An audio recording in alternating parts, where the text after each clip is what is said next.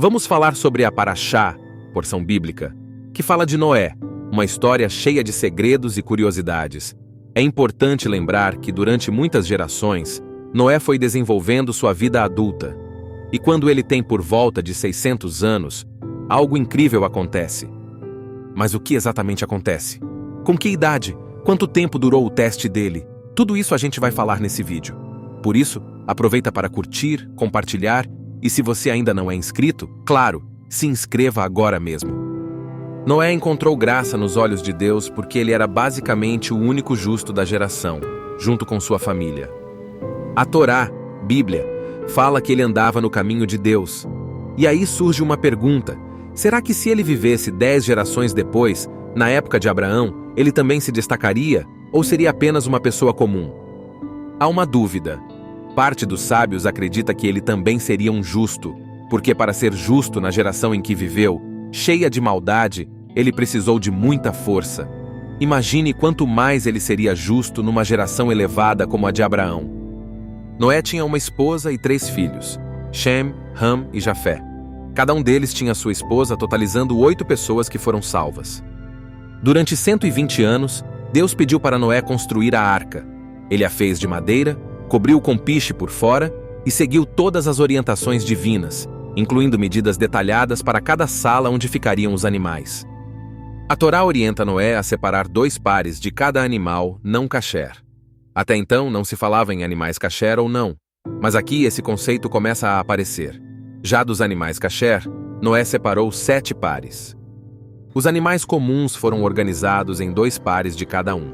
Já os kasher, considerados mais puros, tinham 7 pares. Toda a preparação aconteceu ao longo de 120 anos. Quando Noé tinha 600 anos, Deus iniciou o dilúvio. Mas antes, ele atrasou um pouco para esperar Matusalém, um homem justo da época, morrer na data certa. Matusalém foi o homem mais velho da história, com 969 anos de vida. Algo inacreditável. Ele faleceu, e então começou o Mabul, dilúvio. 40 dias e 40 noites de chuva incessante, com água fervendo e enxofre, destruindo tudo. Por quê? Porque a terra estava cheia de roubo e corrupção, chamada de Ra, As no hebraico antigo. Curiosamente, o mesmo nome de um grupo Ter está atual. Durante esses 40 dias e 40 noites, Noé teve que alimentar todos os animais. Inclusive, a Bíblia menciona que ele atrasou uma vez a comida do leão, que lhe deu uma patada tão forte que o deixou manco. Olha que curioso! Noé ficou manco. Eles passaram 40 dias e 40 noites na arca, mas o solo levou 365 dias para secar completamente, exatamente 1 ano solar. É interessante dizer que a arca repousou no Monte Ararat, e depois disso, não se fala mais dela. Alguns acreditam que imagens de satélite mostram marcas que poderiam ser da arca. Isso ainda não é comprovado, mas quem sabe no futuro, com escavações e tecnologia, possamos descobrir mais. Quando saíram da arca, os animais voltaram à liberdade, e Noé e sua família começaram a repovoar a terra. Ele plantou um vinhedo, fermentou uvas, fez vinho e se embriagou, algo que nunca havia experimentado antes. Nesse episódio, vemos a diferença entre os 3 filhos de Noé. Shem, o filho justo, cobriu seu pai sem olhar, demonstrando respeito máximo. Jafé também ajudou, mas olhou para o pai. Já Ham foi amaldiçoado, pois além de olhar, a Bíblia sugere que ele desrespeitou gravemente Noé. Após isso, os descendentes de Noé viveram por 10 gerações em relativa paz, falando apenas uma língua, o hebraico. Então, surgiu a Torre de Babel. Os descendentes de Shem, Ham e Jafé se uniram para construir uma torre que simbolizaria seu poder. Deus, ao ver isso, confundiu suas línguas, criando 70 idiomas e nações. A Bíblia termina essa porção semanal falando de Avram, que depois se tornaria Avraham, o patriarca Abraão. É uma transição para a próxima etapa da história bíblica. Outro ponto interessante. Antes do dilúvio, o mundo era vegetariano. Só depois que Noé saiu da arca é que o consumo de carne foi permitido.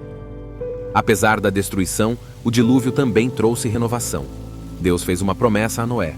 Nunca mais destruiria o mundo com água. Como sinal desse pacto, ele criou o arco-íris, lembrando que mesmo em tempos difíceis, sempre há esperança. Essa porção semanal nos mostra a importância do temor a Deus, de fazer o que Ele pede, mesmo quando todos ao redor estão contra isso.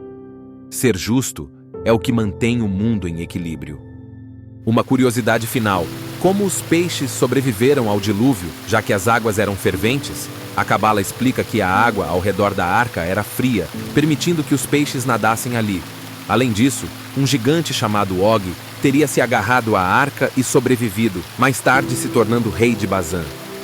Muitos mistérios cercam essa porção semanal. Um deles é o conceito de renovação.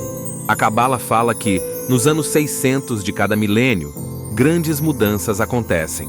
Foi assim no ano 5600 do calendário judaico, quando ocorreram a Revolução Industrial e o início da Era Tecnológica. Se você quiser aprender mais sobre histórias bíblicas e sabedoria para a sua vida, inscreva-se no canal, compartilhe com amigos e família e diga nos comentários o que achou deste vídeo. Até a próxima!